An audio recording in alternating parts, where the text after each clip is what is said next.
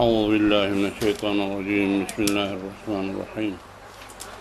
الحمد لله رب العالمين، والصلاة والسلام على أشرف الأولين والآخرين والمبعوث رحمة للعالمين حبيبنا وحبيب إله العالمين أبي القاسم محمد.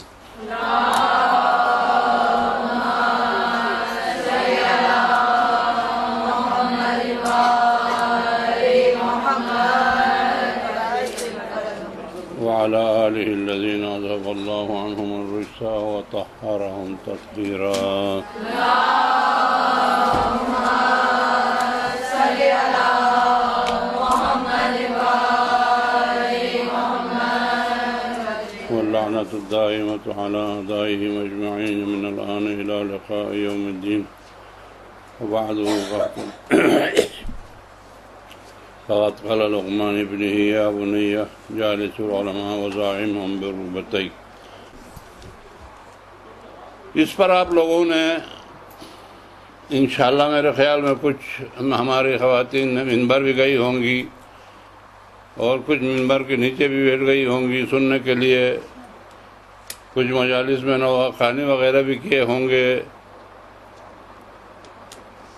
میں آج آپ نے یہ 2-2.5 مہینہ میں مجھے پتہ نہیں کیسے گزارا ہے، لیکن کیسا گزارنا چاہیے. حضرت امام حسین علیہ السلام کا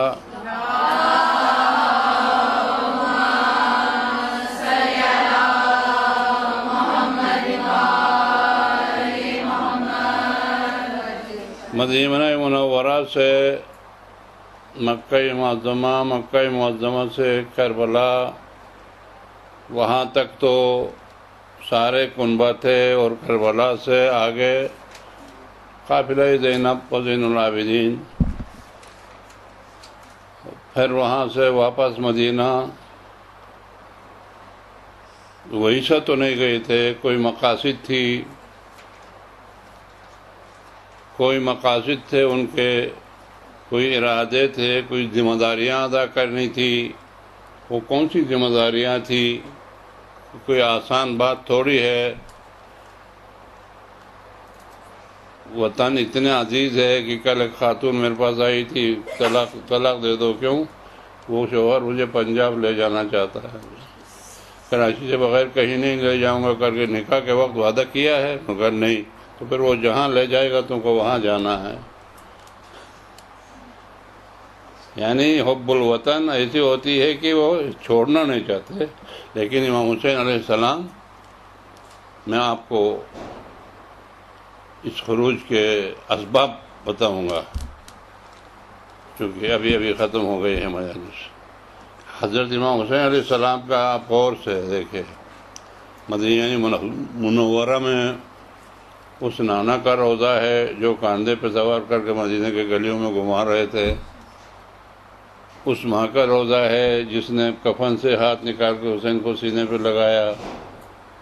اس بھائی کا روضہ ہے، اور خود اپنے پیدائش کی جگہ ہے. اس کو چھوڑ کے جانا، اور کیسا کیا یہ بھی ذہن میں رکھیے گا. سب کچھ لے کے گیا، ہر کوئی نہیں. ایک تو ہماری اردو میں یہ ہوتا کہ ہر کوئی لے کے گیا، نہیں، سب کچھ، چاہے وہ انسانی شکل میں ہو یا مال کی شکل میں ہو. حسین سب کچھ لے کے گئے.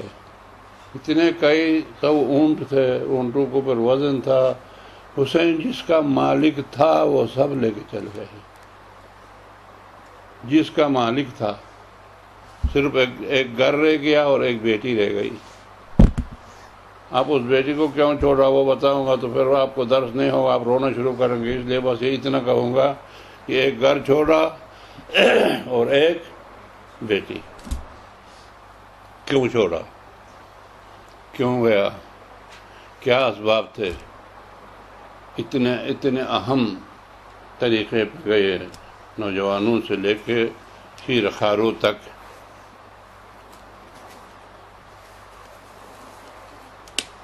اس کے بارے میں ابھی غور کرنا ہے. ظاہری طور پر 3 اسباب نظر آ رہے ہیں.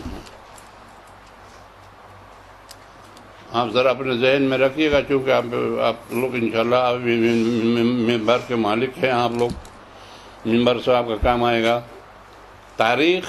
تحقیق کرنے سے پتہ چلتا ہے کہ 3 اسباب تھے ظاہری طور پر.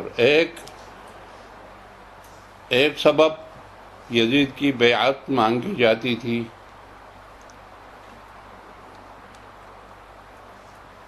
اور حسین کو یزید کا بیعت کرنا نہیں تھا. اب اس مدینے کے اندر کچھ فوجی یا کچھ زیادتی ہو کے یزید کی بیعت کرنے پہ مجبور کرنے سے مولا بیعت نہ کرنے کے لیے یہ سب چھوڑ کے بھاگ گیا. سب کچھ لے کے گیا کہ بیعت نہیں کرنا ہے. نمبر 2، کوفہ والوں کے خطوط. یہ سب آپ نے سنا ہے. خط. آواز صحیح نہیں آ رہی ہے؟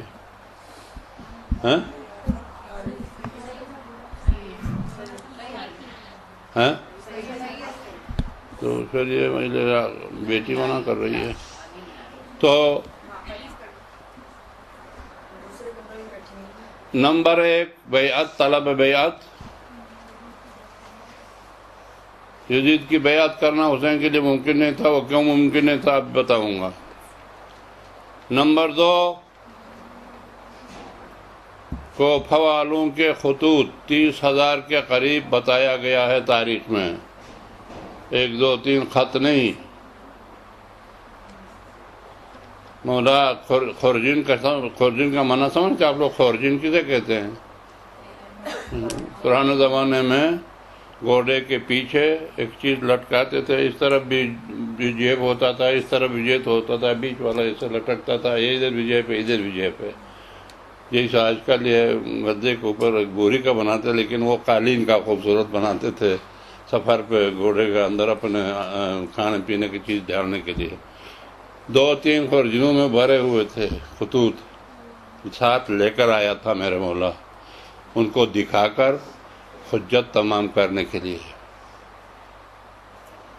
اب ان خطوط میں حجت کرایا تھا کہ ہم بغیر امام ہے، ہمارا امام نہیں ہے، ہم بے راہبر ہے، آپ راہبری کے لیے آ جائیں، اور ورنہ ہم قیامت کے دن آپ کے نانا سے شکایت کریں گے، یہ کریں گے، یہ کریں گے. خوب یہ چیزیں آپ کے ذہن میں لانا چاہتا ہوں کہ یہ سارے کے سارے خطوط 100% حقیقت پر مبنی بھی نہیں تھے. یہ آپ نے کہیں نہیں سنا ہوگا. کچھ واقعاً آپ جیسے دوستوں نے لکھا تھا، اور کچھ نقلی بھی تھے کہ حسین کو کسی طرح سے لایا جائے.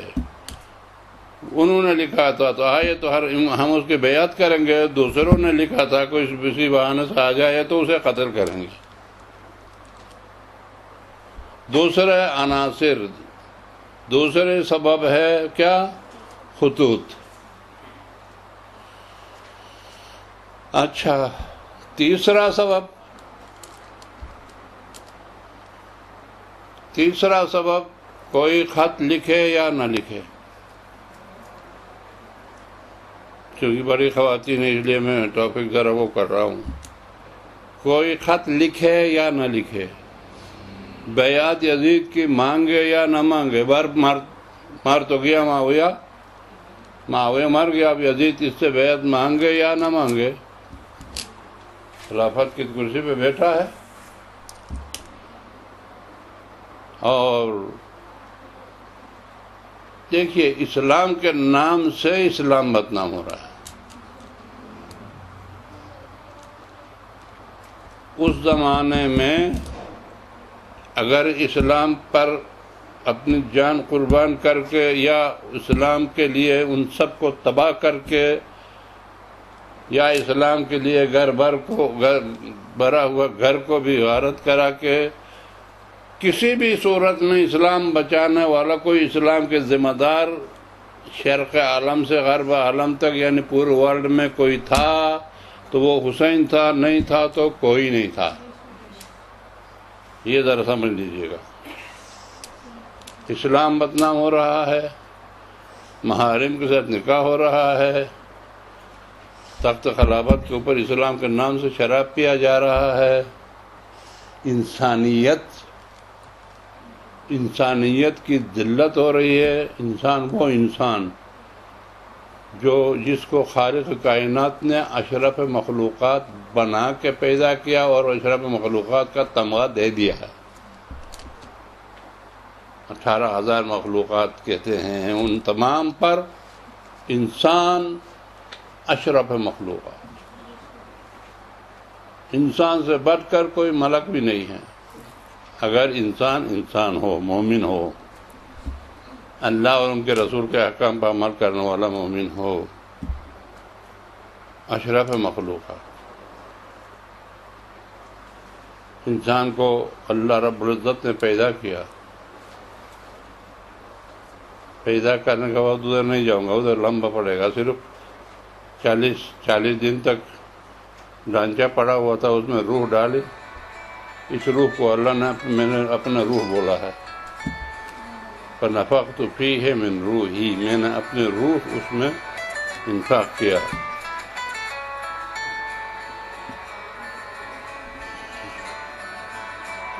چھوڑیے بس وہ جس نے بند نہیں کیا ہے وہ پہلے بند کرے پھر وہ رکھے.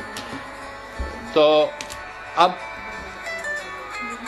اب روح پھونکی، اپنے روح پھونک کر جو پیدا ہو گیا.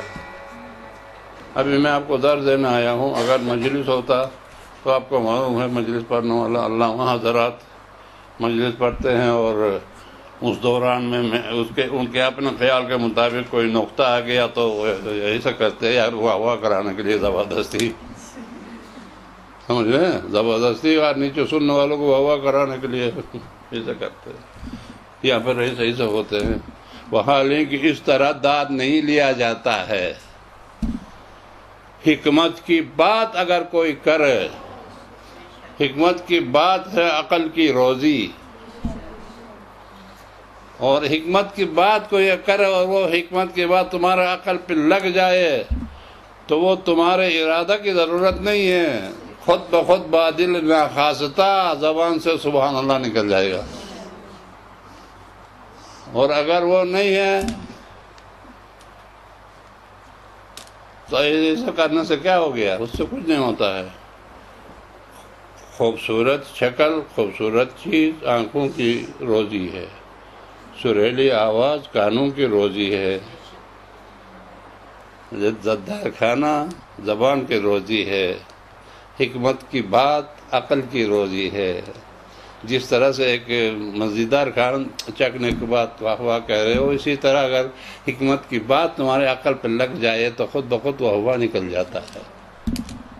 تو خالق کائنات نے آدم کو پیدا کیا. اب میں آپ کو درد دیتے دیتے اپنے لیے واہ واہ واہ واہ کر دیا تو آپ سب میرے مذاق اڑائیں گے. کون سا کمال کیا اپنے لیے واہ واہ کر رہا، مناسب نہیں ہے. پیدا کرنے کے بعد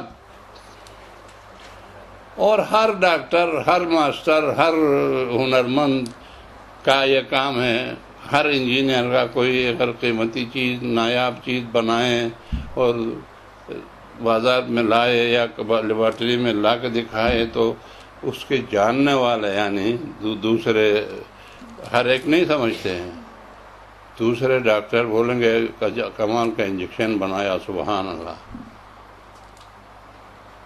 جو انجینئر بولنے گا یہ کمال کا وہ ایجاد کر دیا سبحان اللہ. علماء بولیں گے یہ کمال کا نقطہ نکالا وہ آیتوں کو ملا کے سبحان اللہ. یہ علماء پہلے سمجھیں گے، عوام الناس نہیں سمجھتے ہیں. اللہ نے انسان کو اشرف مخلوقات کا ایک نقطہ بتا رہا ہوں آپ کو. پیدا کرنے کے بعد دیکھا چونکہ بہت عجوبہ بنایا تھا انسان کا سمجھنا اتنا سخت ہے کہ علی کیا فرماتا ہے، جس نے اپنے نفس کو پہچانا، اللہ اکبر، یہ ایک آپ اس کو ایک لفظ سمجھتی ہو، اگر اس کے اندر غور کرو وہ پھر کبھی بتاؤں گا کہ آیا یہ اللہ کا سمجھنا ناممکن ہے، اسی طرح یہ بھی ناممکن ہے وارننگ ہے، یا واقعاً اللہ کا پہچان کے لیے راستہ بتا رہا ہے؟ یہ ایک بحث ہے. واقعاً اللہ کو پہچاننے کے لیے راستہ مولا بتا رہا ہے، یا جس طرح وہ ممکن نہیں ہے یہ بھی ممکن نہیں ہے وارننگ دے رہا ہے؟ یہ ایک بحث الگ ہے. پیدا کر کے اللہ میاں نے سمجھو کہ بس کوئی نہیں تھا سمجھ کے داد دینے والا، لیکن چونکہ چیز اتنی قیمتی بنائی تھی کہ داد کے بغیر اس کا استعمال کرنا ناممکن تھا، اس لیے اپنے ذات اقدس کو داد دے کر کہا فتبارک اللہ احسن الخالقین.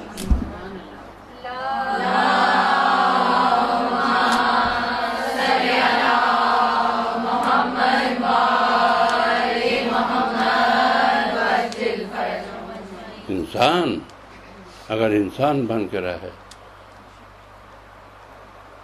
اللہ کے خزانے میں، ہر بادشاہ کے خزانے میں کوئی ہیرا ہوتا ہے، اور سب سے زیادہ قیمتی ہیرا کچھ ہوتا ہے، اس سے وہ فخر کرتا ہے. جیسے ہمارا کوہ نور ہیرا انگریزوں کے پاس ہے، نکلوا سکیں گے نہیں نکلوا سکیں گے پتہ نہیں، وہ لے کے گئے، کہتے ہیں کہ ایک مملکت اس کی قیمت ہے. اب یہ چھوٹے چھوٹے جو اللہ کی طرف سے تھوڑے سے عہدہ دیے ہوئے بادشاہوں کے خزانوں میں ہے، تو آیا اللہ کے خزانے میں بھی کوئی ہیرا ہے کہ نہیں ہے؟ کون سا ہے؟ مومن کی جان. مومن اللہ کے خزانے کے قیمتی ہیرا، مومن کی جان. اس کے سامنے اللہ نے اس مومن بندہ کے سامنے ہر چیز کو قربان کیا ہے. جس طرح اللہ کے راہ میں حسین نے سب کچھ قربان کیا نا. اگر تین دن جان بوجھ کے روزہ نہ رکھو تو بولو کیا ہوتا ہے؟ کافر، کفر کا فتویٰ ہے.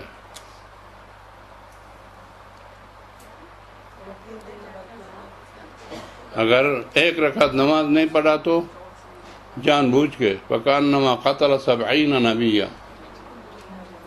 رسول فرماتے اگر کسی نے جان بوجھ کے ایک رکعت نماز چھوڑ دی، اس نے 70 انبیاء کو قتل کیا.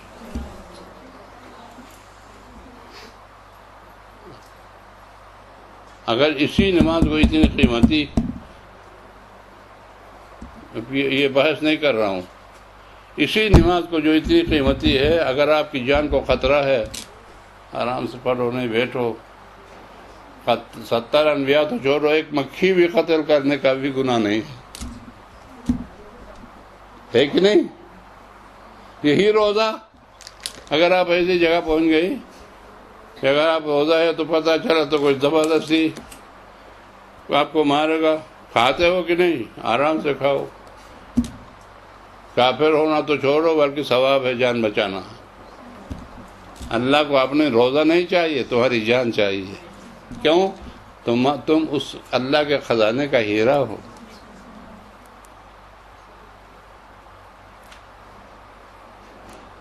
اللہ کے پاس چیزوں میں سب سے قیمتی چیز جنت ہے، مخلوق میں اشرف مخلوقات ہے.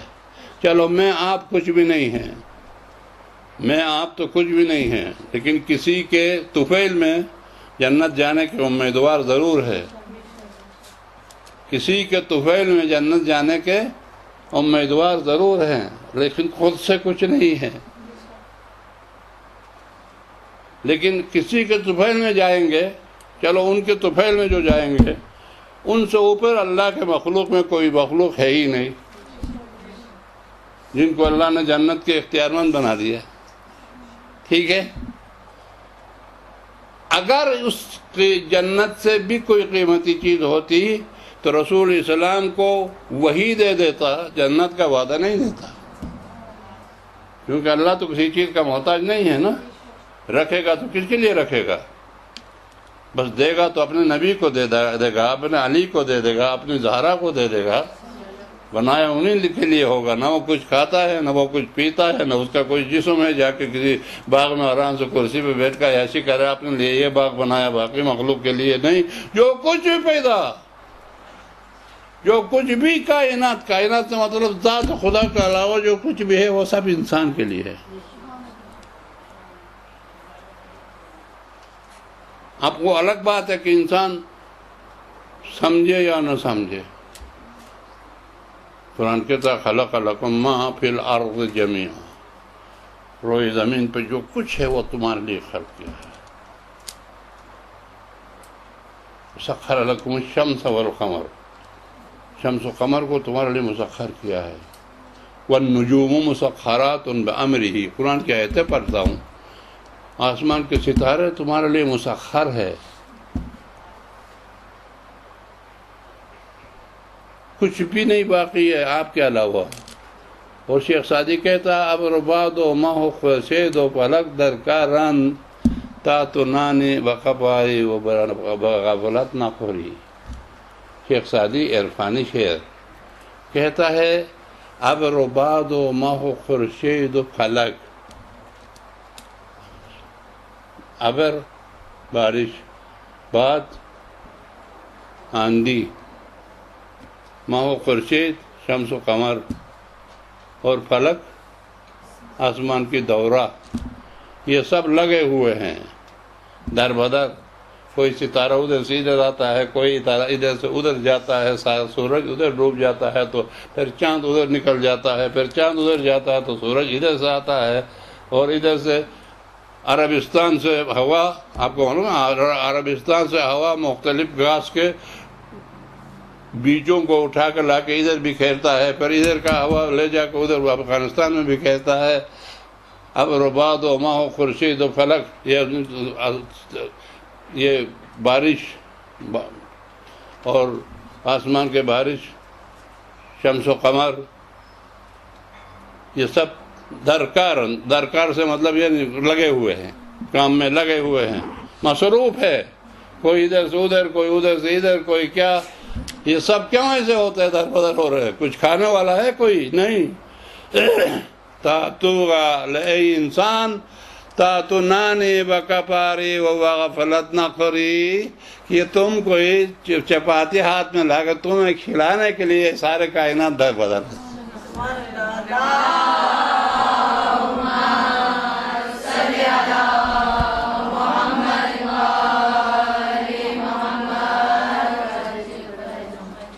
کیا تم دال چپاتی تمہارے پیدا کرنے کے لیے یہ کائنات در بدر ہے اے انسان. ورنہ چاند کی ڈیوٹی ہے وہ ابھی نہیں بتا سکتا ہوں، ستاروں کے الگ الگ ڈیوٹی ہے.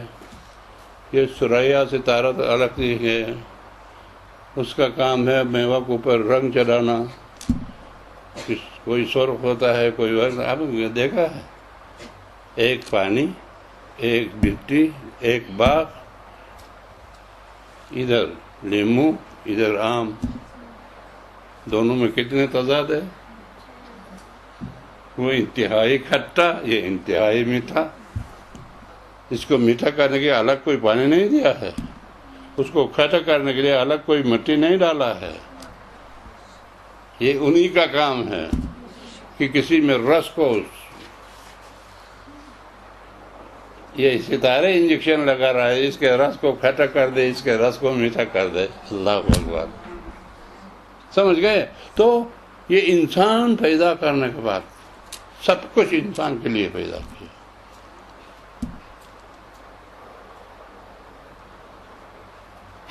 تو حسین کوئی بیعت مانگے یا نہ مانگے، کوئی خط لکھے یا نہ لکھے، میں واپس آ گیا.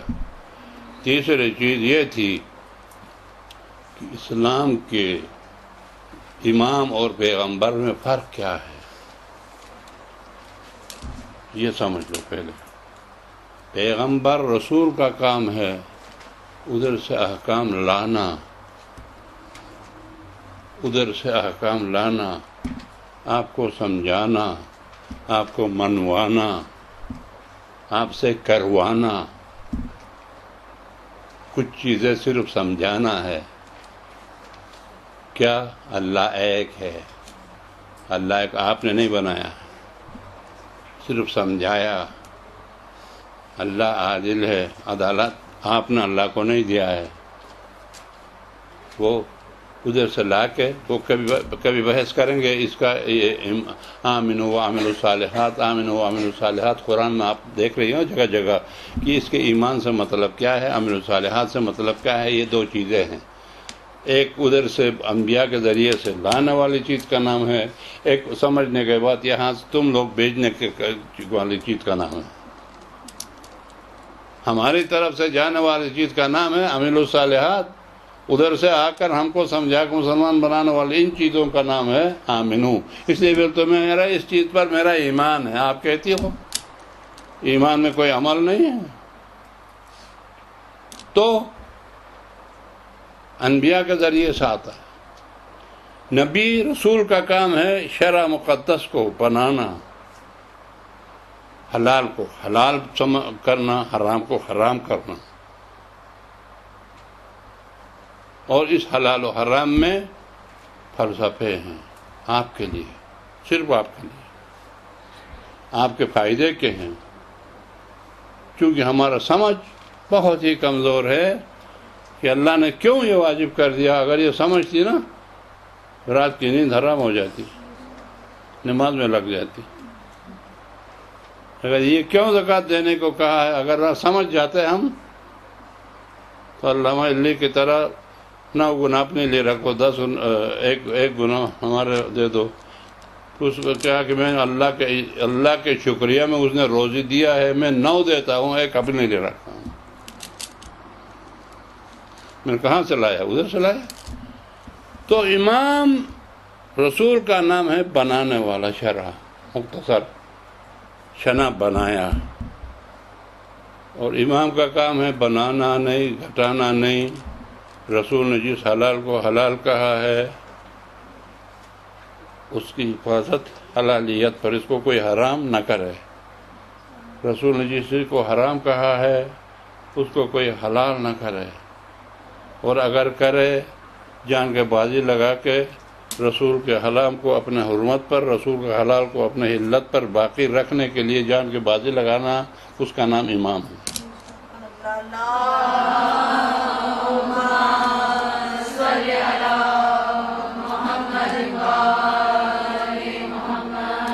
امام نہ بنا سکتا ہے نہ گھٹا سکتا ہے.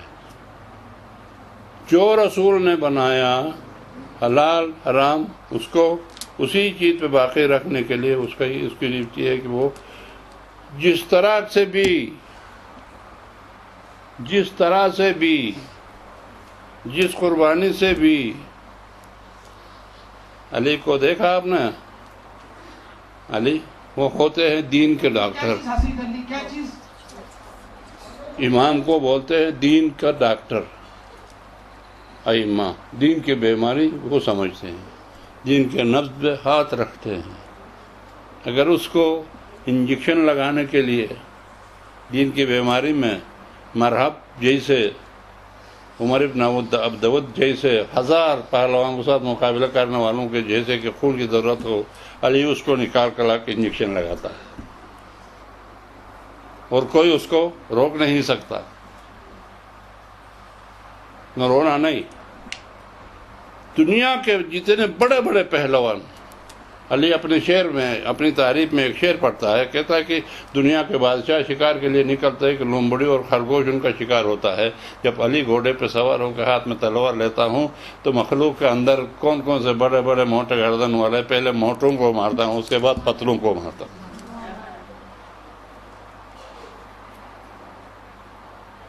دین کا ڈاکٹر ہے.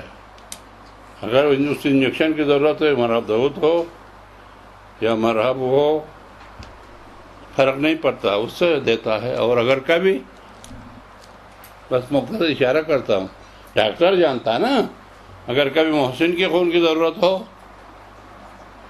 زہرا پکارتی رہی اٹھتا نہیں ہے، اس کے خون کا انجیکشن لگاتا دین کو بچانے کے لیے. یہ ڈاکٹر ہے.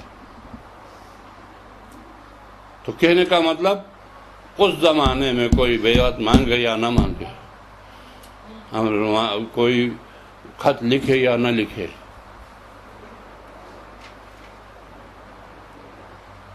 اسلام کی بدنامی ہو رہی تھی، یعنی رسول کے اسلام کی دوائی کے بوتل کے اوپر بناوٹی اسلام کا لیبل لگ گیا تھا۔ اس بناوٹی دوائی سے ابھی جب پنجاب میں کیا ہو رہا ہے، پھر اگر حسین آرام سے بیٹھ جاتا ہے تو پورے مخلوق عالم کا بھی یہی حال ہو جاتا، یزید کا مرضی کا اسلام چلتا، اور یزید وہ تھا جو انسانیت کا دشمن تھا، اسلام کا دشمن نہیں، انسانیت کا۔ اپنے پاس آپ نے کہا دا میسیج کا بھی دیکھا، دا میسیج والا وہ ڈرامہ ایک آیا ہے پیغمبر کے، اس میں دیکھا ہوگا یزید تخت پہ بیٹھا اور یہاں پر ایک اتنے سے تختہ، چھوٹا سا تختہ بنا ہوا ہے دائیں طرف، اس کے اوپر بندر کو رکھا ہے، چھوٹا بندر، اور بندر کے گلے میں کوئی بادشاہ کی لڑکی کی شادی میں بھی نہیں پہنا سکتے ایسے ہیرے کے لڑیاں، بہت قیمتی لڑیاں ان کے گلے میں ڈال کے بیٹھا ہے، اور باہر سے کون آتے ہیں؟ بڑے بڑے یزید اور ان کے باپ سے بھی زیادہ قیمتی اور بڑے بڑے لوگ دربار میں آتے ہیں، اور ان کا کام یہ پہلے بندر کے ہاتھ چومے پھر دربار میں بیٹھ جائے۔ کیا کوئی انسان کی انسانیت کی کوئی قدر رہ گئی؟ انسان ذلیل ہو گیا کہ نہیں؟ کس کے سامنے ذلیل ہو گیا؟ یزید کے سامنے نہیں، وہ مسخ شدہ بدترین حیوانات جو اللہ کے غضب جن پر نازل ہو چکا ہو، مسخ ہو چکا ہو، اس کے سامنے اشرف مخلوقات کو ذلیل کرنا۔ انسان کی شرافت آپ کو سمجھایا نا میں نے، اسی انسان کو اسی مسخ شدہ بدترین حیوان کے سامنے ذلیل کرنا، آیا یہ اسلام کے خلاف تھا یا انسانیت کے خلاف تھا؟ بولو اب پھر بولو، حسین محسن انسانیت ہے یا محسن اسلام ہے؟ ہاں، جس مذہب کا بھی رکھنے والا ہو، اگر اس کی عقل ہو، انسانیت سمجھتا ہو، تو ان طبقہ محسن ہے حسین، صرف شیعوں کا نہیں، مسلمانوں کا نہیں، لاج رکھا انسانیت کا، ورنہ انسانیت ختم ہو گئی۔ اب اس لیے حسین کو جانا تھا، اسی لیے وہ اصلاح کرنے کے لیے، دین کے اصلاح عربی میں آپ کی زبان میں آج کل اردو تو ختم ہو گیا، اردو کیا بولتے ہیں مجھے پتہ بھی نہیں ہے، بولتے نا اور ہالنگ، ابھی تو آپ تو اردو کے اندر انگریزی ملانے کی تعریف کرتے ہیں، اور حال کسے کہتے ہیں؟ اسی کو عربی میں اصلاح کہتے ہیں، کسی خراب چیز کو ٹھیک کرنے کے لیے اس کو اصلاح بولتے ہیں عربی میں، اور انگلش میں اور حال بولتے ہیں، اردو میں کیا بولتے ہیں پتہ نہیں، سمجھ گیا نا؟ تو اسلام خراب ہو گیا تھا، اس لیے بولا الا لطلب الاصلاح فی امت جدی رسول اللہ، میں کوئی تخت و تاج کی خاطر نہیں جا رہا ہوں، بلکہ اپنے نانا کے دین اور نانا کی امت کی اصلاح کے لیے جا رہا ہوں۔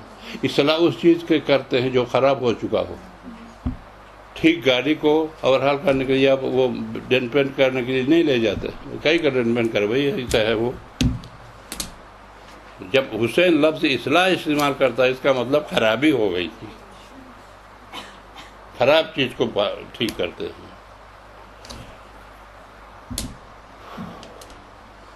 اب آئیے، یہ موضوع بہت لمبا ہے، لیکن چونکہ اس موضوع سے ابھی تازہ فارغ ہو گئے ہیں آپ لوگ، حسین نے بیعت کیوں نہیں کیا؟ بیعت کرتے تو آواز آ رہی ہے نا، بیعت کیوں نہیں کیا؟ ہم یہی سوچ رہے بیعت کرتے، تھوڑی سی بات تھی اس میں، اتنے سب کا رونا رلانا وغیرہ سب نہیں ہوتے، آرام سے مدینہ میں کیسا بیٹھ جاتا ہے آرام سے مدینہ میں، ادھر اشہد ان محمد رسول اللہ، نیچے شراب کی بوتل ہے، مسجد کے اندر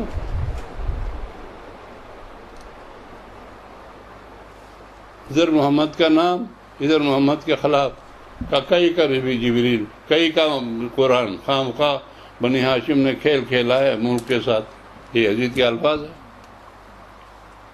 تو ایسے میں حسین نانا کے روزے پہ جا کے 24 گھنٹے نماز پڑھتے ہوئے کوئی تکلیف تو نہیں، آرام سے بیٹھ جاتے کیا؟ اگر بیٹھ جاتے وہ امام ہو جاتا کیا؟ نہیں۔ اور بیعت تو طلب ہو رہی تھی، بیعت اگر نہیں کیا تو حسین کا سر میرے پاس آ جائے، یہ خبر یزید کی طرف سے آیا تھا۔ بیعت کیوں نہیں کیا؟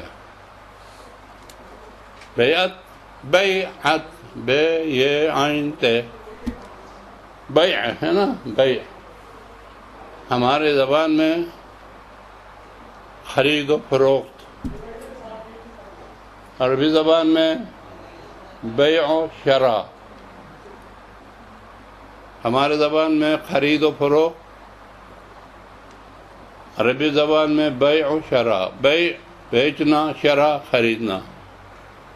جس طرح وہ آیت تم سنتے ہیں حضرت علی کے بارے میں ان اللہ اشتری من المؤمنین انفسهم واموالهم بان لهم الجنہ، کہ اللہ نے، قرآن کی آیت ہے، مومنین سے ان کی جان اور مال خریدا ہے، نہ تمہاری جان اپنی ہے نہ تمہارا مال اپنا ہے۔ میرے پیسے نہیں بولو، میرا گھر نہیں بولو، میرے بچے نہیں بولو، میری جان بھی نہیں بولو، ہے تو تمہاری لیکن تمہاری نہیں ہے، تم بیچ چکی ہو، تم نے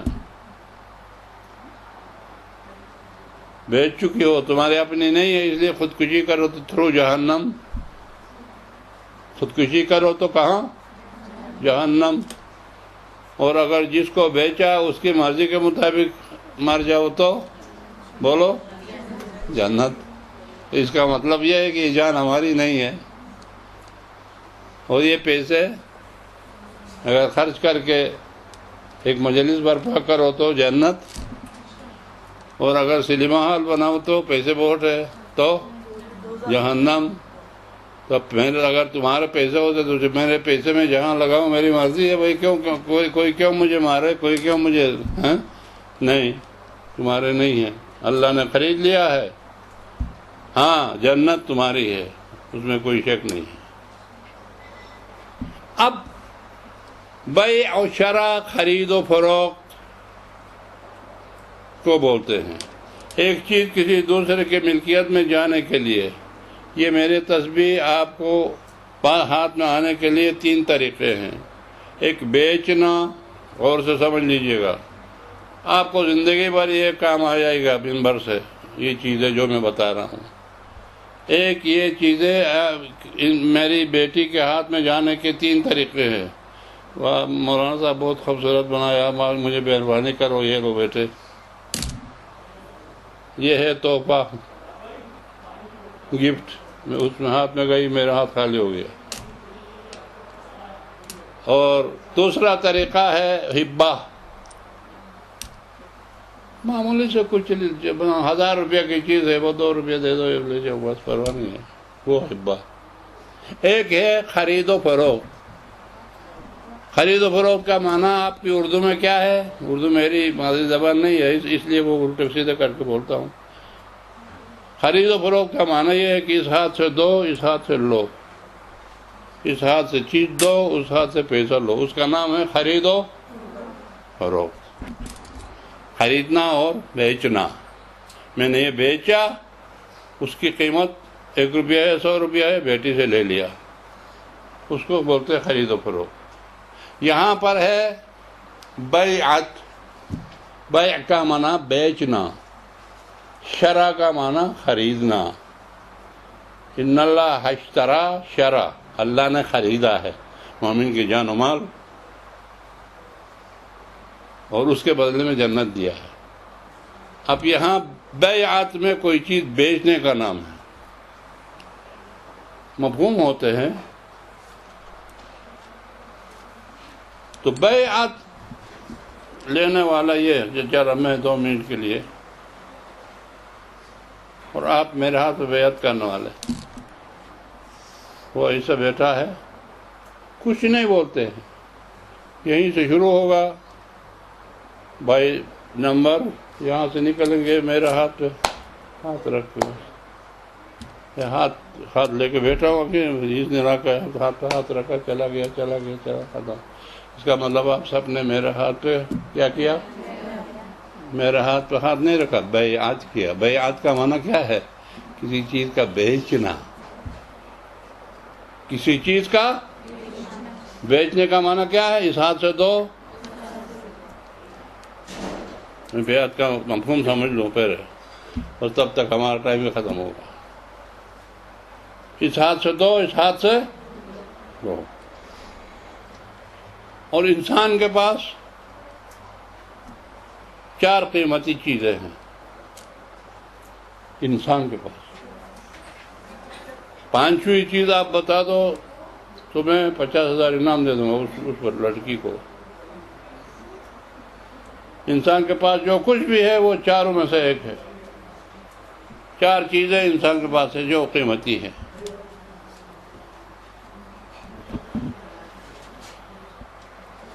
انسان کے مال،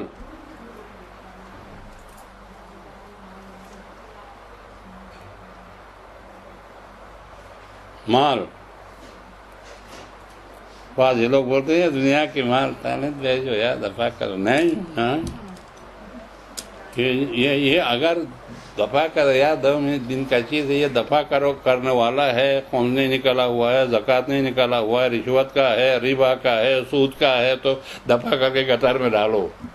لیکن اگر یہ اس کو کمائی کرنے کے لیے آپ کی آنکھیں استعمال جہاں ہوئی ہے، جہاں آپ کے ہاتھ استعمال ہوا ہے، جہاں آپ کے پیر استعمال ہوا ہے، جہاں آپ نے دماغ کو لڑایا کارخانہ میں کام کرنے کے لیے، اور جہاں آپ نے اپنے سوچ و فکر کو خرچ کر کے لایا ہے، تو اگر یہ مال نہیں لاتے تو ان آنکھوں سے، ان ہاتھوں سے، ان پیروں سے عبادت کرتے تو جنت خرید لیتے تھے۔ ان اعضاء کو استعمال کر کے اگر مال جمع کیا ہے، اس کا حقوق بھی ادا ہو گیا ہے، وہ تمہارے جان کے برابر ہے۔ اس لیے اللہ خریدنے، اللہ اس سے بہت طمع کرتا ہے اس مال کو، بولتے ہیں کہ ان اللہ اشتری من المؤمنین انفسهم واموالهم، یعنی نفس مومن اور اس کے مال مساوی۔ مومن کی تو تعریف سننا نا آپ نے کتنی قیمتی ہے، اور اس کا مال بھی اتنی قیمتی ہے، لیکن مال ہو اس کا ہو، یتیم کا مال نہ ہو، سود کا مال نہ ہو، خود نہیں نکلا ہوا مال نہ ہو، رشوت کا مال نہ ہو،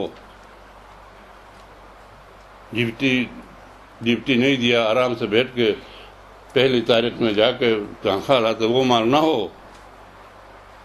آپ کی جان کی محنت کے مال ہو تو آپ کی جان کے برابر اس کی قیمت ہے۔ اس لیے اللہ خریدتا ہے کہ مومن کا مال ایک، دوسرا مومن کی جان۔ کوئی بھی معمولی اشارہ سے سمجھا نا، مومن کی جان کتنی قیمتی ہے؟ اللہ کے خزانے کا ہیرا۔ مومن کی مال، مومن کی جان، 2، اور تیسری مومن کی عزت۔ اس لیے یزید لعنتی ہے کہ وہ انسان کی عزت تباہ کر دیا، بندر کے سامنے ذلیل کر کے۔ وہ سب اشارہ اس لیے کیا تھا کہ ابھی آپ فوراً سمجھ جائیں انسان کی عزت۔ اس لیے مولا نے کیا فرمایا؟ ذلت کی زندگی سے، بولو، یعنی ذلیل ہو کے زندہ رہنے سے باعزت مر جاؤ، اس موت میں عزت ہے۔ مومن کی مال، مومن کی جان، مومن کی عزت۔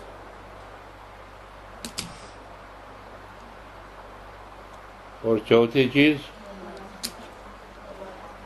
مذہب۔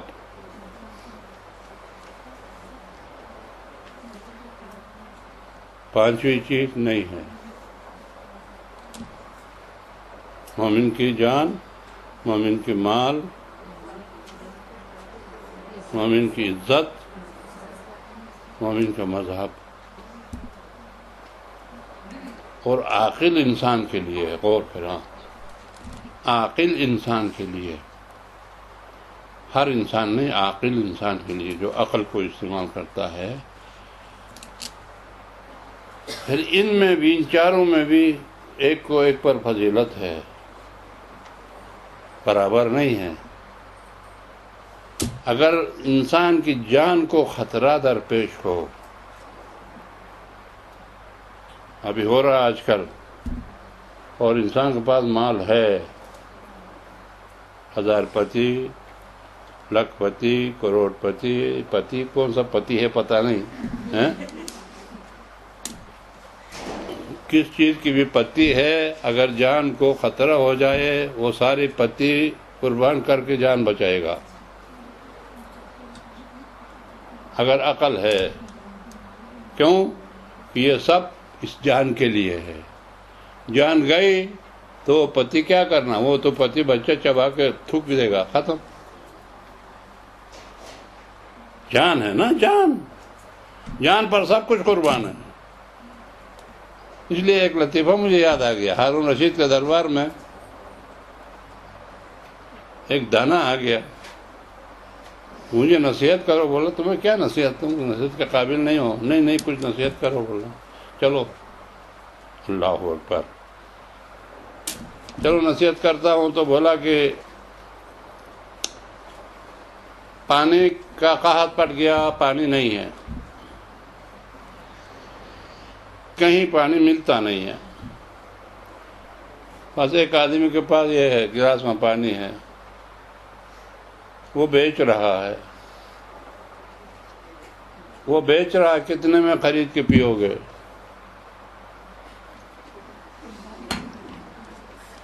ہارون نے بولا 10 روپیہ. نہیں، وہ نہیں دیتا، اس کی مرضی ہے.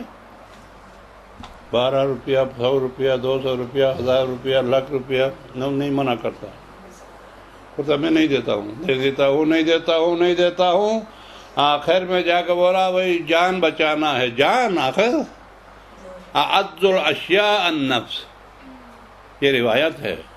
تمام چیزوں سے زیادہ محبت آپ کے نظر میں آپ کا بچہ بہت پیارا، جان سے بھی پیاری ہے، لیکن جان پہ آئی نہیں، اس لیے جان سے پیارا بچہ. اگر جان پہ آ جائے نا، وہ بھی نہیں. سب سے زیادہ عزیز جان. قیامت کے دن جب حول محشر میں قیامت برپا ہوگی نا، عورتیں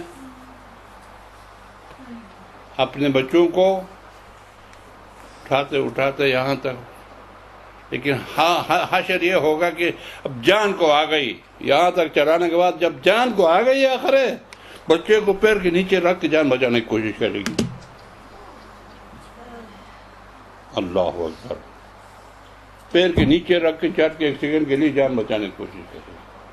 اس کا مطلب یعنی اعز الاشیاء، امام فرماتا ہر چیز سے بھی زیادہ عزیز تر چیز جان ہے.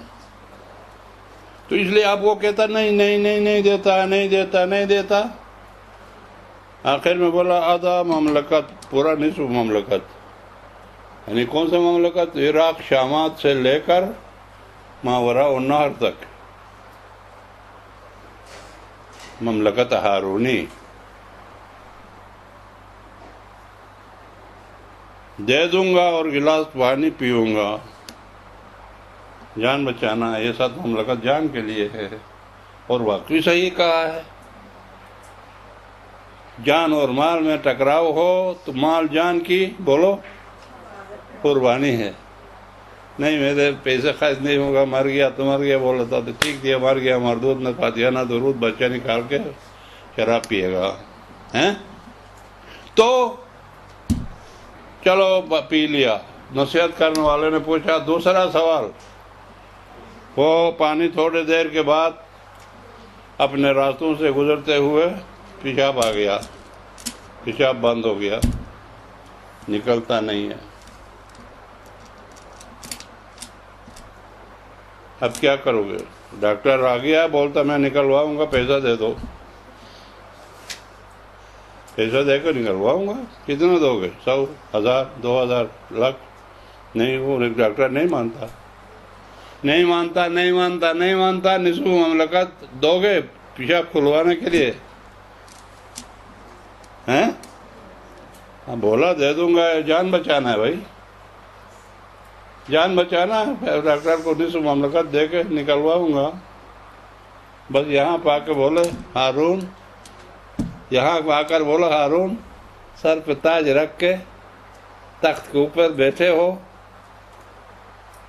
وزراء چاروں طرف ہے، اپنے کو کچھ سمجھتے ہو، جس مملکت کی قیمت 1 گلاس پانی ہے، نہیں سمجھا آپ نے؟ جس مملکت کی قیمت 1 گلاس پانی ہے، اس پر فخر کرتے ہو۔ پھر یہ قصہ سنا کہ میں منبر سے تو لوگوں کو ایک اور بات بتا رہا ہوں، اللہ کے نعمتوں کا شکریہ ادا کرتے ہو تو باقی ساری چیزوں کو چھوڑے 24 گھنٹے میں ہارون کی مملکت کی قیمت کتنے پیتے ہو؟ کتنے گلاس پانی روز پیتے ہو، اور 1 گلاس پانی کی قیمت ہے ہارون کا مملکت۔ شکر کیسا کرو گے اس مالک کی؟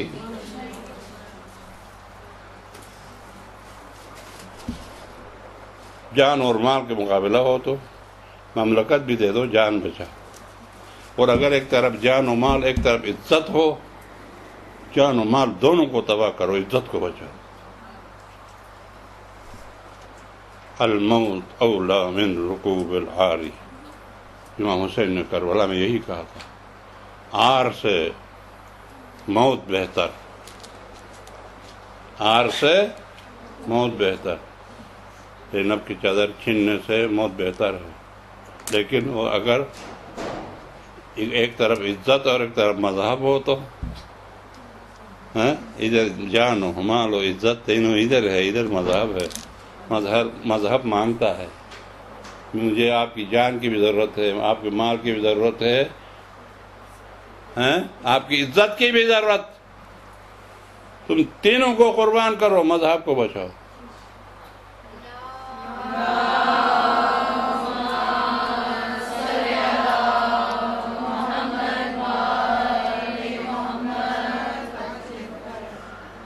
تینوں کو قربان کرو، مذہب کو بچاؤ۔ اور بیعت کا معنی کیا ہے؟ ہاتھ لے جا کے کسی کے ہاتھ پر رکھنا۔ اس کا مفہوم کیا ہے؟ مفہوم یہ ہے، اے بیعت لینے والے، میں نے تمہارے ہاتھ پہ رکھ دیا کیا؟ اپنی جان، اپنے مال، اپنی عزت، تینوں کو آپ کے حوالہ کر دیا۔ مذہب کا نام نہیں آ گیا، کیوں؟ یہ تینوں مذہب کو ہی دے رہا ہے، اس لیے مذہب کا نام نہیں آ گیا نا۔ جان و مال عزت دے دیا کس کے ہاتھ پہ؟ مذہب کے ہاتھ پر۔ امام مذہب ہے۔ پھر دے دیا بیع ہے، بیچا، دے دیا نہیں بیچا، قیمت۔ پھر یہ لینے والے میں یہ پاور ہونا چاہیے، اے میرا ہاتھ پہ بیعت کرنے والا، اگر تم اپنے جان و مال و عزت کو میرے کہنے کے مطابق خرچ کرو، اپنی مرضی سے خرچ نہیں کرو۔ اب اس میں تفصیل میں جانے کے لیے میرے پاس ٹائم نہیں ہے۔ میرے کہنے کے مطابق خرچ کرو، اپنی مرضی سے نہیں کرو تو اب چاہتے ہو، اب لکھ کے دیتا ہوں مہر لگا کے، ادھر چاہتے ہو حوض کوثر میں میں وہاں ہوں گا، آ جاؤ، آپ کو ہاتھ پکڑ کے جنت لے جاؤں گا۔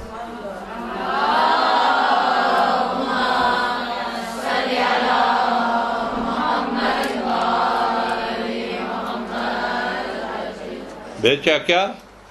جان و مال و عزت۔ خریدا کیا؟ بولو، کیا خریدا؟ یہ ذمہ داری لیتا ہے کہ یہ جنت تمہیں دے دوں۔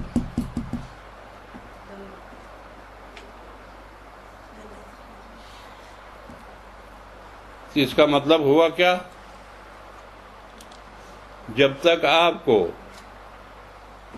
قرآن پہ ہاتھ رکھ کے یقین نہ ہو جائے جس کے ہاتھ میں بیعت کرتا ہوں جنت کی چابی اس کے جیب میں ہے، تو آپ بیعت نہیں کر سکتے، کیونکہ آپ نے جان کو دے کر وہ لینا ہے، سمجھ گیا؟ قیمت دیا تو جو لے رہے ہو وہ اس کے اندر قدرت تسلیم ہونا شرط ہے۔ قدرت تسلیم سمجھتی ہو میں کیا کہہ رہا ہوں؟ یعنی جو چیز میں تم سے مانگ رہا ہوں اپنی جان و مال عزت دے کر، اس دینے کے قدرت رکھتی ہو تو میں بیعت کروں گا، اگر قدرت نہیں رکھتے، مہر کسی عورت سے شادی کر رہا ہے، نکاح کے دن مہر کتنا، جتنا بھی بولتے ہیں آج کل لاکھوں تک پہنچ گئی ہیں عورتیں، ہیں؟ لیکن وہ شرم کے مارے ایسا نہیں کرنا چاہیے دلہا کو، اگر دے نہیں سکتا وہ، ہیں؟ 1000 پتی ہے تو لکھ پتی، وہ لکھ مانگ رہی ہیں، اگر دے نہیں سکتا تو ہاں نہ کرے، جتنا دے سکتا ہے اس پہ اترے یا بولے نہیں، دونوں کے لیے اختیار ہے نا، ہاں اور نہ ادھر بھی ہے، ہاں اور نہ ادھر بھی ہے۔ کبھی کبھار کہتے ہیں ہم کیا کریں گے، کچھ نہیں کرو بھائی، دیکھو تم دے سکتے ہو کہ نہیں۔ مثلا قدرت تسلیم کا مطلب وہ تمہارے ہاتھ پہ رکھنے کی قدرت رکھتا ہو، یہ اوپر جو جا رہا ہے نا کبوتر، یہ ماہر میں دے دوں گا، یہ دے دو، وہ تو چلا گیا، کہاں سے دو گی؟ ہم سمجھ گئے نا، قدرت تسلیم۔ یا وہ شیر جو جنگل میں وہ مجھے چاہیے مہر، اور ٹھیک ہے نکاح پڑا، شیر لاؤ بھائی، بلی بھی نہیں لا سکتا، شیر تو چور ہے، اس کو قدرت تسلیم یعنی تسلیم کرنے کی ان کے پاس قدرت ہونا چاہیے۔ اور یہ بھی آپ بیعت کر رہے ہو جنت دینے کے لیے، اس کے اندر صلاحیت ہونا چاہیے، یعنی جنت کے مالک وہ ہونا چاہیے تاکہ وہ جس کو چاہے مالک دے دے۔ بیعت کا مطلب آپ نے تینوں بیچوں کو بھیج کے جنت خریدنا ہے۔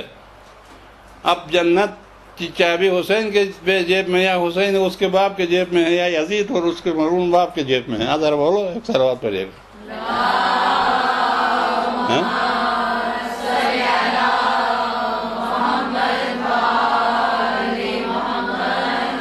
بیعت حسین کیسا کرتا؟ حسین یہ کہہ سکتا ہے یزید میں نے اپنی جان و مال عزت تمہارا حوالہ کر دیا،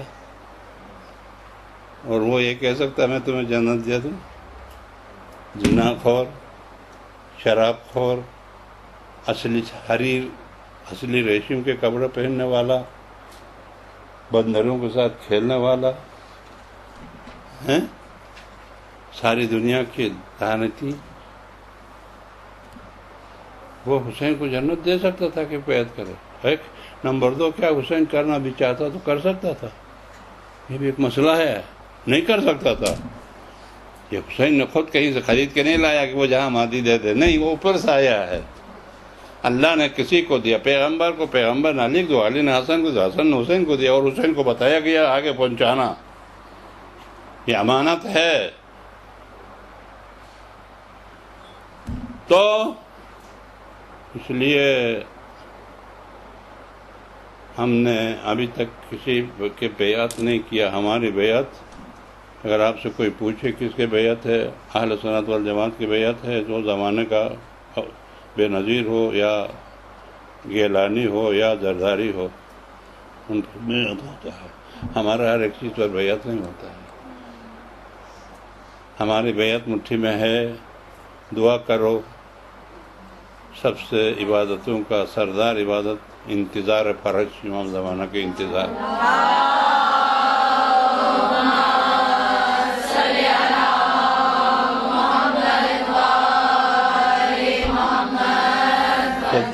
خدا کرے کہ ہمارے زندگی میں آئے تو بیعت کر کے مریں گے، بیعت کر کے مریں گے، نہیں تو مٹھی میں لے کے مریں گے، اور کسی کے ہاتھ بیعت ہم نہیں کریں گے۔ بس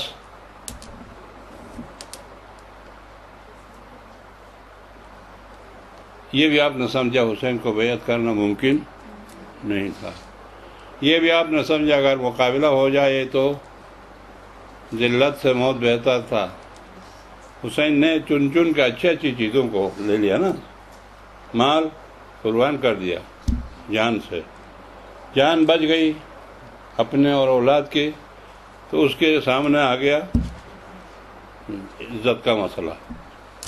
پھر عزت کا مسئلہ آ گیا تو حسین نے اس عزت کو بھی قربان کر دیا، کر کے اسلام کو بچایا، اسلام کو عزت دے دی.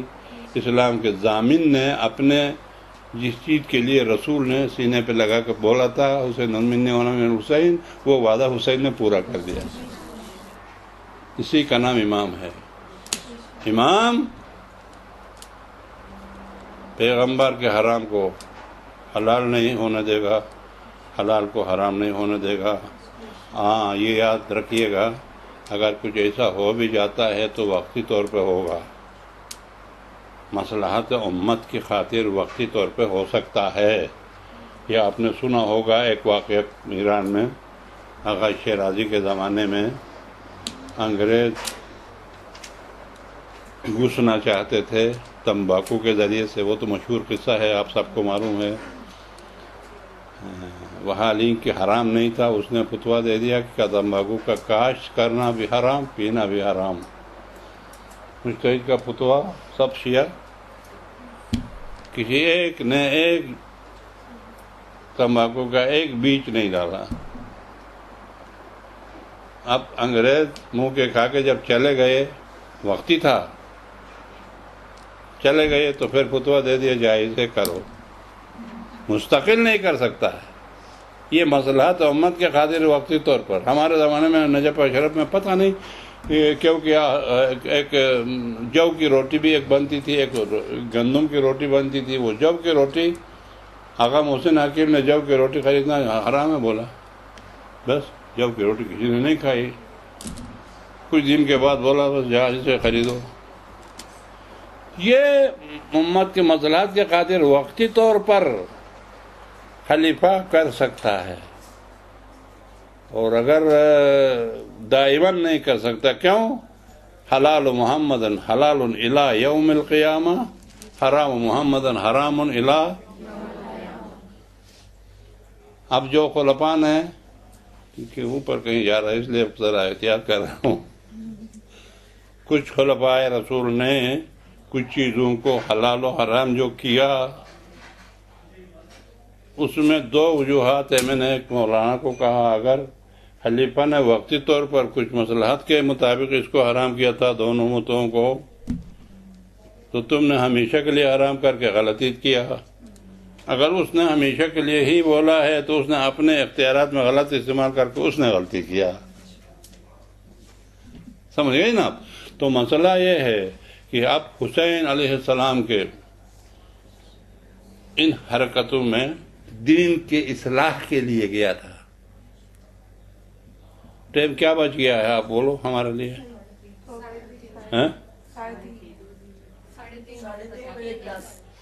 پورا ہونے نا؟ اچھا، بس صرف ایک بات بتاؤں آپ کو کہ 2.5 مہینہ ہم نے، آپ خود نہیں اوروں کو بھی یہ بتانا کہ حسین نے جو مدرسہ کھولا ہے، ان مدرسوں میں ہم پڑھنے کے لیے جا رہے تھے، جن کا نام آپ نے امام بارگاہ رکھا ہے. ہم یہ سوچتے ہیں کہ حسین پہ ماتم کر کے، سینہ زنی کر کے، مرثیے پڑھ کے، آنسو بہا کر حسین اور زہرا کو خوش کرتے ہیں. آج میں اپنا ایک فارمولہ ہے وہ آپ کو بتا دوں. نہیں، ہمارے رونے سے، ہمارے پیٹنے سے، ہمارے زنجیر زنی سے، ہمارے خامہ زنی سے حسین خوش نہیں ہے. کیونکہ حسین کا مقصد جاتے وقت میں جا رہا ہوں اپنے شیعوں کو رلانے کے لیے نہیں بولا ہے کہ ہم روئے اور حسین خوش ہو جائے. حسین نے کہا تھا امت کے اور دین کے اصلاح کے لیے جا رہا ہوں. تو دین کی اصلاح اور امت کا اصلاح کس کا کام تھا؟ نانا کا کام تھا. نانا کو کس نے یہ ذمہ داری تھی؟ اللہ نے دی تھی. نانا کو دین کے اصلاح اور دین کے واجبات و محرمات و مکروہات و مباحات امت کو بتانا اور کروانے کے لیے حکم دیا تھا اللہ نے. اور اللہ نے حسین کو سینے پہ لگایا، علی کو. تو اس کا مطلب یعنی حسین نے اللہ کے دین کو بچانے کے لیے سب کچھ قربان کیا. پھر اللہ نے کا وعدہ ہے حسین کا نام قیامت تک زندہ رکھے. اب آپ کے سامنے 2 چیزیں ہیں، یہ غور کرو ہمیشہ کے لیے. ایک خدا، ایک حسین. اور حسین کس چیز کے لیے قربان ہو گیا؟ آخری لفظ اس کے بعد حسین نے کچھ نہیں بولا، ان کا دین محمد لم یستقم الا بقتل یا سیوب خزینی، محمد کے دین اگر میرے قتل کے بغیر کھڑا نہیں ہو سکتا ہے تو اے کوفے کی تلواروں آ جاؤ، ٹوٹ پڑو۔ دین، وہ دین بچایا تو پھر اللہ دین بچانے کے لیے قربان ہو گیا حسین، دین اللہ کا۔ اب حسین اللہ کو خوش کرنا ہے، آج وزیری کی یہ بات ذہن میں لے کے جاؤ، اللہ کو خوش کرنا ہے تو کیا کرو؟ ماتم کرو۔ اللہ کو خوش کرنا ہے تو ماتم کرو، خدا کو خوش کرنا ہے عبادت کرو۔ ماتم کرنے سے حسین خوش نہیں ہوتا، اللہ خوش ہو جاتا۔ اس کی ڈیوٹی ہے کہ جس حسین نے اس کے دین کے لیے سب کچھ قربان کیا ہے اس کا نام روشن کرنا، وہ اللہ کی مدد ہے۔ اور حسین کے سر کٹنے تک سر نہیں اٹھایا سجدے سے، عبادت اتنی پیاری حسین کو، پھر عبادت کرو، حسین خوش ہے۔ مقصد حسین کا عبادت ہے، مقصد خدا کا دین کا بقا باقی رہنا۔ تو یہ ہے اسباب جو حسین نے مدینہ چھوڑ کے آئے، اور ہم نے جس حسین کے مدرسوں میں گئے ہیں، میں انشاءاللہ کبھی موقع نہیں ملا تو میں بیمار تھا، 2 مہینہ تک میں مسجد نہیں آیا تھا۔ کل شام کو پہلی مرتبہ مسجد میں نماز پڑھانے کو آیا تھا، گھٹنوں میں درد تھا، اندر اور کوئی بیماری نہیں تھی، اس لیے گاڑی میں ادھر پڑھانے کے لیے کوئی مسئلہ نہیں آیا تھا۔ کہ اب آپ کو غور کرنا ہے کہ ان 2.5 مہینوں میں ہم بہت افسوس کے ساتھ کہنا پڑتا ہے، حسین کے مدرسے میں آپ آ گئے مدرسۃ القائم میں، اس سے پہلے حسین کے مدرسے میں تھے لوگ روزانہ، کوئی فلان مجلس میں، کوئی فلان مجلس میں، کوئی زنانی مجلس میں، کوئی مردانی مجلس میں جا کے، اور واقعاً اگر ان ممبروں پر دین کے تبلیغ کرنے والے علماء ہوتے تو ان میں انقلاب آ جاتا، جس طرح تمہارے اندر انقلاب مدرسہ قائم میں آنے سے آیا کہ نہیں آیا؟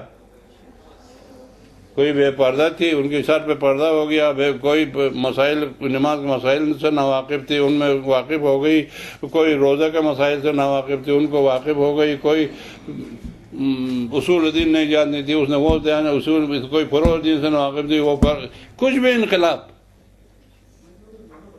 آ گئی اندر۔ تو ان لوگوں میں بہت افسوس کے ساتھ کہنا پڑتا کہ 2.5 مہینے جب آپ لوگوں نے سنا اس مدرسہ حسینی سے کتنے خواتین بے پردہ تھی، حسین کے مدرسہ میں تبلیغ سن کے پردہ کیا، کتنے مرد بے نماز تھے، انہوں نے اس 2.5 مہینے میں نمازی بن گئے، کتنے لوگ شرابی تھے، اس مدرسے میں جانے سے شراب چھوڑ دیا، کتنے لوگ روزہ نہیں رکھتے تھے، ابھی قسم کھایا تھے نہیں آئندہ ہم نہیں چھوڑیں گے، کتنے لوگ داڑھی صاف کرنے والے تھے۔ اگر ان کو کسی مولوی نے منبر سے بتایا کہ کوفے کے بازاروں میں امام زین العابدین جا کے داڑھی منڈانے والوں کو دیکھ کے بولتا تھا جلدی کرو یہاں سے، میں ان کو دیکھ کے اپنے باپ کا قاتل مجھے یاد آتا ہے۔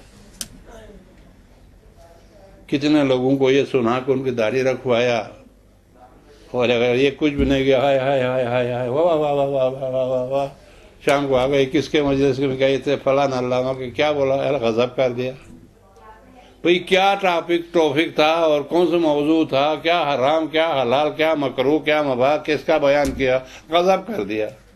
مجلس کے نام پہ جا کے غضب لے کے گھر آ گیا، بس ارے غضب کر دیا، بس اور کچھ واقعاً غضب کر دیا۔ مسئلہ یہ ہے کہ یہ ان چیزوں کو جاننے میں انقلاب آنا چاہیے انسان کی طبیعت میں۔ کیوں؟ حسین اسی لیے تو قربان ہو گیا ہے، زینب نے اسی لیے مدینے میں ایک دن بھی آرام نہیں کیا ہے، مشن کربلا چلانے کے لیے۔ تو اللہ تبارک تعالیٰ سے دعا ہے کہ اللہ آپ لوگوں کو